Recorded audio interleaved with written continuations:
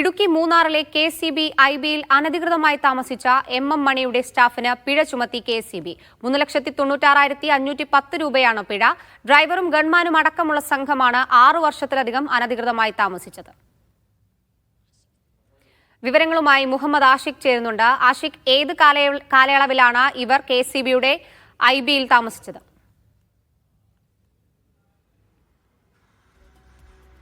Akshaya, MM മണി വൈദ്യുതി മന്ത്രി ആയിരിക്കുകയും അതിനുശേഷം MLA ആയി തുടരുന്ന കാലഘട്ടത്താണ് MM മണിയുടെ സ്റ്റാഫ് ആയിട്ടുള്ള ഒരു സംഘം മൂന്നാറിലുള്ള KCBയുടെ IBയിൽ അനധികൃതമായി താമസിച്ചുവെന്ന കണ്ടെത്തൽ ഇപ്പോൾ പുറത്തു വരുന്നത്. 2017 വിജിലൻസ് നടത്തിയ ഓഡിറ്റിലാണ് ഇവർ അനധികൃതമായി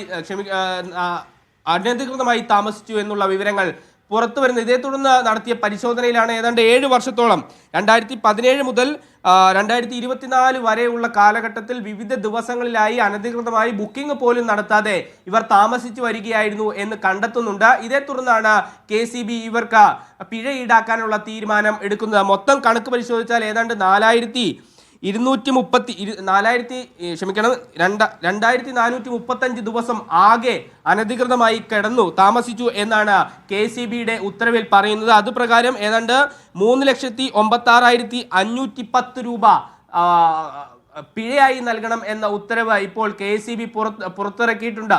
ബുക്കിംഗ് നടത്താതെയാണ് ഈ കഴിഞ്ഞ ഈ വർഷങ്ങൾ ഏതാണ്ട് 2000-ലധികം ദിവസങ്ങൾ MM മണിയുടെ സ്റ്റാഫായിട്ടുള്ള ഗൺമാനും ഡ്രൈവറും അടങ്ങുന്ന സംഘം താമസിച്ചത് എന്ന KCB പുറത്തിറക്കിയ റിപ്പോർട്ടിൽ പറയുന്നു. വിജിലൻസ് നടത്തിയ പരിശോധനയിലാണ് അനധികൃത താമസം പുറത്തു വരുന്നത്. മൂന്നാറിനോട് ചേർന്ന് തന്നെ KCB ഉദ്യോഗസ്ഥരടക്കം താമസിക്കുന്ന മറ്റാവശ്യങ്ങൾക്കും മറ്റും താമസിക്കുന്ന ഇടമാണ് ചിത്തിരപുരത്തുള്ള IB. അവിടെയാണ് MM മണി മന്ത്രിയായിരിക്കെ, വൈദ്യുതി മന്ത്രി ആയിരിക്കുകയും അതിനുശേഷം MLA ആയിരിക്കുകയും താമസിച്ചിരുന്നത്. നമുക്കറിയാം 2021 വരെയായിരുന്നു MM മണി മന്ത്രിയായി ചുമതലയിൽ ഉണ്ടായിരുന്നത്. അതിനുശേഷം MLA ആയിട്ടായിരുന്നു.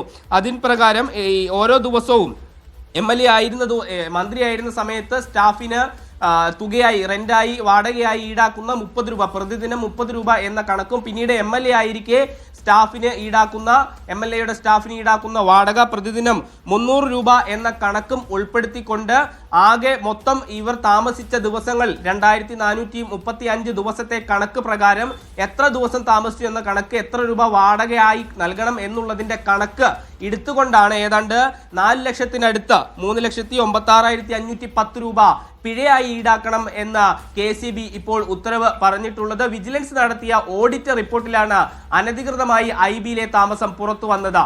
അക്ഷയ, ഈ MM മണിയുടെ സ്റ്റാഫിനാണ് പിഴ ചുമത്തിയത്. മന്ത്രിയായിരിക്കെ ഉണ്ടായിരുന്ന സ്റ്റാഫ് ഇപ്പോഴും തുടരുന്നുണ്ടോ?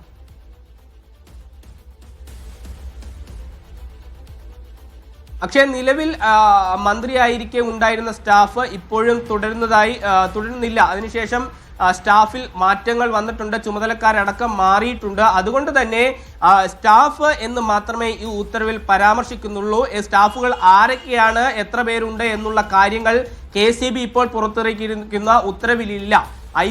ചിത്രപുരത്തെ IBയിലെ റൂം നമ്പർ 3 ഇവർ ഉപയോഗിച്ചിരുന്നത് എന്നാണ് കണ്ടെത്തുന്നത്.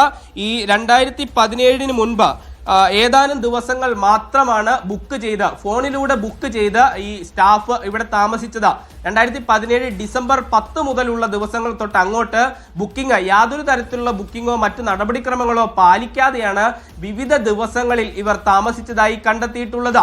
ഇതിൽ പലപ്പോഴും മറ്റ് ആളുകൾ കൂടി ബുക്ക് ചെയ്ത് ക്രമപ്രകാരം താമസിക്കുന്ന ആളുകൾ ഇതിനിടയിൽ ആ റൂമിൽ താമസിച്ചതായും ഈ വിജിലൻസ് റിപ്പോർട്ടിൽ കണ്ടെത്തുന്നുണ്ട്. കൃത്യമായി ബുക്കിംഗ് ഇല്ലാത്തത് കൊണ്ട് തന്നെ ഒരു മാസത്തിൽ ഏതാണ്ട് കുറഞ്ഞത് 10 ദിവസമെങ്കിലും റൂം നമ്പർ 3 ഈ സ്റ്റാഫുകൾ താമസിച്ചിരുന്നു എന്ന ഓഡിറ്റ് റിപ്പോർട്ടിൽ പറയുന്നുണ്ട്. എന്നാൽ കൃത്യമായി കണക്കുകൾ, എത്ര ദിവസം താമസിച്ചു എന്നുള്ളതിന് കൃത്യമായ കണക്കുകളില്ല. അതുകൊണ്ട് തന്നെ ഈ 2017 മുതൽ 2024 വരെയുള്ള ദിവസങ്ങൾ ആകെ കണക്കാക്കുകയും അതിനിടയിൽ ഈ റൂം നമ്പർ 3 ക്രമപ്രകാരം താമസിച്ച ദിവസങ്ങളുടെ, മറ്റുള്ള ആളുകൾ ക്രമപ്രകാരം താമസിച്ചുള്ള ദിവസങ്ങളുടെ എണ്ണം കുറച്ചതിന് ശേഷമുള്ള കണക്കെടുത്താണ് ഇപ്പോൾ പിഴ ഈടാക്കിയിട്ടുള്ളത്. കൃത്യമായ യാതൊരു രേഖയും ഇല്ലാതെയാണ് സ്റ്റാഫ് അംഗങ്ങൾ ഈ റൂമിൽ താമസിച്ചു വരുന്നത് എന്ന വിവരമാണ് ഓഡിറ്റ് റിപ്പോർട്ടിൽ പറയുന്നത്. ഇതിന്റെ അടിസ്ഥാനത്തിലാണ് ഈ തുക MLA ആയിരിക്കുമ്പോഴും മന്ത്രി ആയിരിക്കുമ്പോഴും MM മണിയുടെ സ്റ്റാഫ് നൽകേണ്ടിയിരുന്ന വാടക തുക ഈടാക്കിക്കൊണ്ട്